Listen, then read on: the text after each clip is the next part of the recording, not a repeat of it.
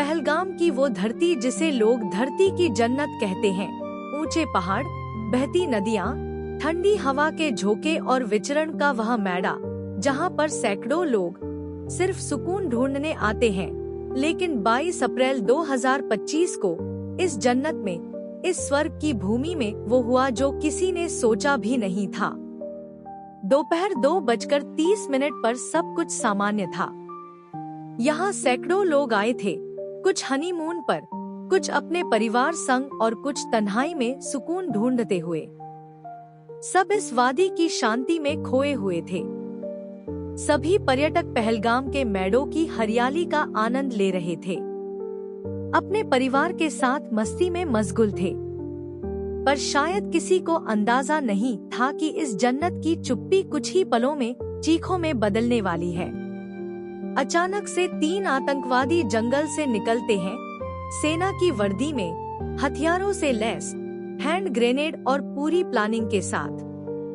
सूत्रों के अनुसार यह आतंकी TRF, दी रेजिस्टेंस फ्रंट के सदस्य थे जो लश्कर-ए-तैयबा से जुड़ा संगठन है। उन्होंने सेना की वर्दी पहन रखी थी ताकि भ्रम फैलाया जा सके। आते ही उन्होंने गोलियां चलानी शुरू कर दी। प्रत्यक्षदर्शियों के अनुसार आतंकियों ने कुछ लोगों से उनकी धार्मिक पहचान पूछी। बच्चों एवं परिवार के सदस्यों के सामने ही पुरुष सदस्यों के कपड़े उतरवाकर धार्मिक पहचान देखी और फिर निशाना बनाया। बिना चेतावनी, बिना दया के वो दरिंदगी जिसे शब्दों में बयां करना मुश्किल है। लोग जान बचाकर भागे। कोई बच्चा माँ की गोद में था, कोई पति पत्नी का हाथ खींच रहा था, लेकिन सब नहीं बच पाए।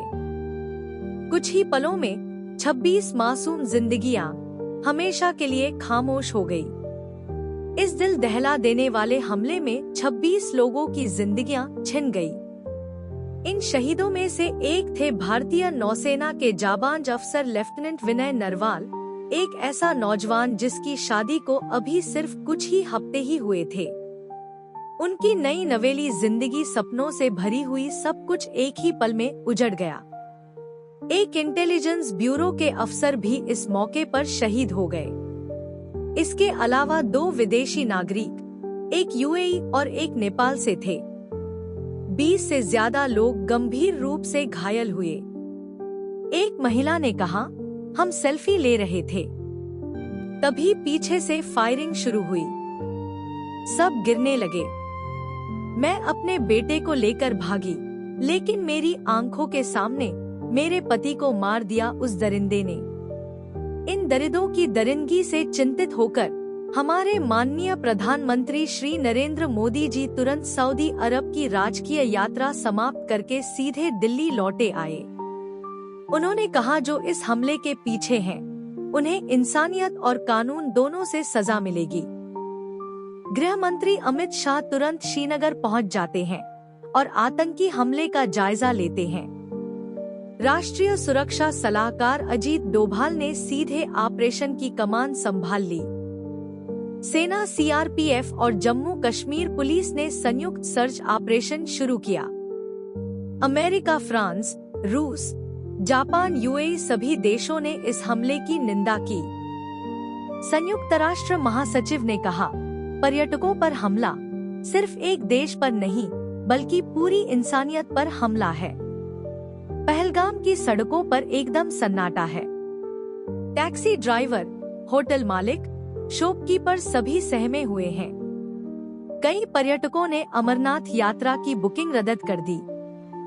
एक लोकल गाइड ने कहा, यह सिर्फ टूरिज्म का नुकसान नहीं है, बल्कि इससे हमारा हौसला भी टूट गया है। हमारा सब कुछ बर्बाद हो गया है। अभी हमारे भूखे मरने की नौबत आने वाली है। हर गोली सिर्फ एक शरीर को नहीं गिराती, वह पूरे परिवार को तोड़ देती है। लेकिन ना भारत पहले कभी ना झुका है, ना अब झुकेगा। हम अपने पर्यटकों की रक्षा करेंगे और आतंकवाद को उसकी जड़ों से खत्म कर देंगे। यह जन्नत फिर मुस्कुराएगी, क्योंकि आतंक की कोई जमीन नहीं होती। अगर इस घटना ने आपको भी झकझोर दिया है तो इस वीडियो को शेयर कीजिए ताकि हर कोई देख सके कि आतंकवाद का चेहरा कितना डरावना है और इंसानियत कितनी कीमती।